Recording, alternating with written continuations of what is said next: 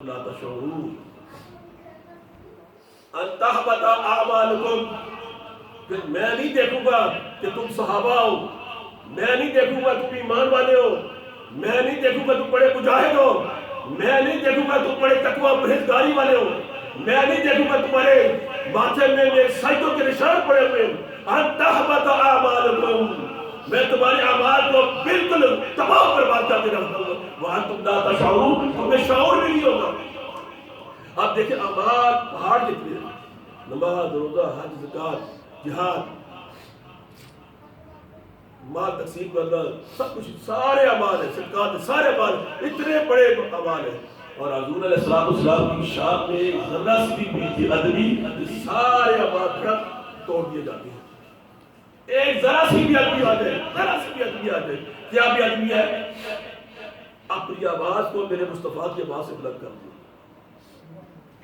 اگر اتنا بلند کر دیا آپ نے تو پھر کیا ہوا؟ تمہارے سارے اعمال تباہ کر دوں گا، برباد کر دوں گا، وَأَنْتُمْ لَا تَشْعُرُونَ، اور تمہیں میں شعور ہی نہیں ہوگا،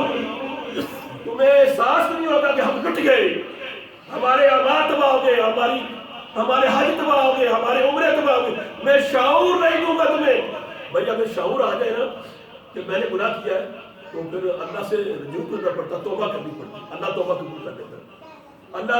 توبہ ہر صورت قبول کرتا ہے، بندے کی توبہ قبول کر لیتا ہے۔ وہ شعور آ جائے تو میں نے گناہ کیا، مجھے شعور آ گیا، میں نے گناہ کیا ہے، میں نے اللہ سے معافی، میں نے توبہ کی، استغفار کیا، سجدہ کیا، اللہ سے معافی پائی، اللہ غفور رحیم ہے۔ مگر یاد رکھو جو شخص میرے مصطفیٰ کریم صلی اللہ علیہ وسلم کے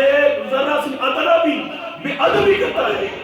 بے ادبی کرتا ہے، ان تحبط اعمالکم، میں اس کے سارے اعمال اٹھا کر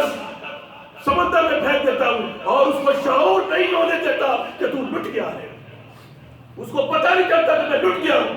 اسے پتہ نہیں چلتا میرے سارے اعمال غارت کر دیے گئے، اسے یہ سمجھ نہیں آتی میری نمازیں سب تباہ ہو گئی ہیں، اسے یہ سمجھ نہیں آتی میرے یہ تبلیغ کرنا، میرا جہاد کرنا سب کچھ ٹوٹ جائے، تباہ و برباد ہو جائے۔ اس لیے اگر یہ شعور آ جائے، اگر یہ شعور آ جائے تو پھر انسان توبہ کر لیتا ہے، جب توبہ کر لیتا ہے تو پھر وہ اللہ تعالیٰ قبول کر لیتا ہے، معاف کر دیتا ہے۔ تو اپنے نبی کی بے ادبی پر اللہ انسان کو شعور بھی نہیں ہونے دیتا،